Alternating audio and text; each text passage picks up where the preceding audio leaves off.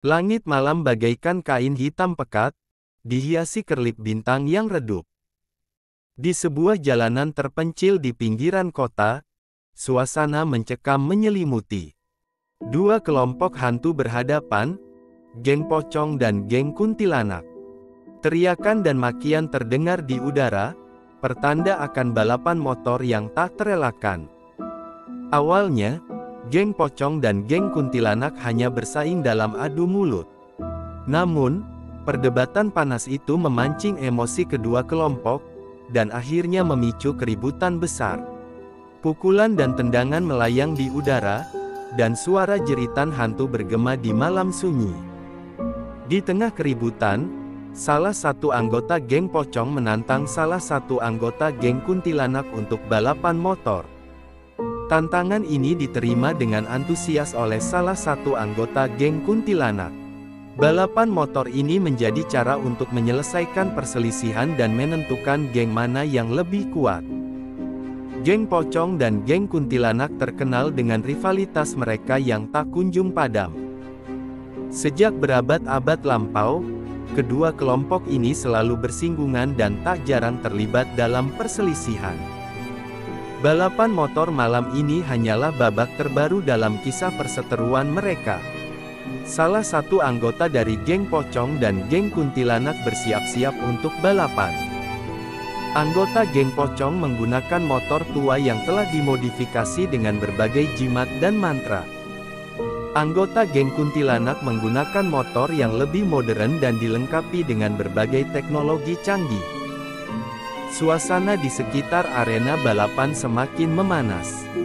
Para hantu dari kedua geng berkumpul untuk mendukung jagoan mereka. Teriakan dan sorak-sorai terdengar di mana-mana. Balapan dimulai dengan teriakan aba-aba dari hantu tua yang bertindak sebagai juri. Anggota geng pocong dan geng kuntilanak melesat dengan kecepatan tinggi di sepanjang jalanan yang gelap. Anggota geng pocong memanfaatkan kekuatan fisiknya untuk mendorong motornya dengan sekuat tenaga. Anggota geng kuntilanak menggunakan kecepatan dan kelincahannya untuk menghindari rintangan dan manuver di tikungan. Balapan berlangsung sengit dan penuh drama. Kedua hantu saling menyalip dan berusaha untuk menjadi yang terdepan.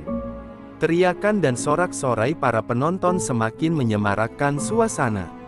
Seiring dengan semakin sengitnya balapan, anggota geng pocong dan geng kuntilanak mulai menggunakan jurus-jurus mereka yang menakutkan. Anggota geng pocong mengeluarkan jurus api, membakar anggota geng kuntilanak yang terkena serangan. Anggota geng kuntilanak membalas dengan jurus angin kencang, menerbangkan anggota geng pocong dan menghantamkan mereka ke tembok.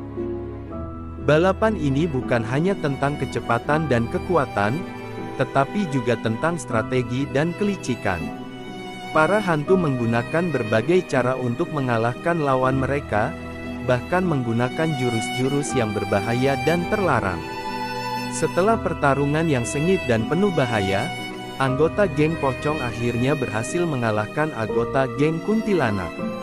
Anggota geng kuntilanak yang kalah terluka parah dan terjatuh dari motornya.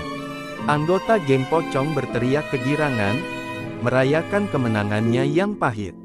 Kemenangan ini diwarnai dengan rasa duka atas tewasnya beberapa anggota mereka dalam keributan sebelumnya.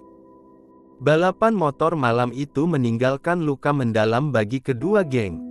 Banyak hantu yang terluka parah, bahkan beberapa di antaranya tewas. Balapan ini juga menjadi trauma bagi para warga sekitar yang harus mendengar teriakan dan jeritan para hantu selama berjam-jam. Cerita ini merupakan pesan moral bagi semua orang, baik manusia maupun hantu, untuk selalu hidup damai dan tidak menyelesaikan masalah dengan kekerasan.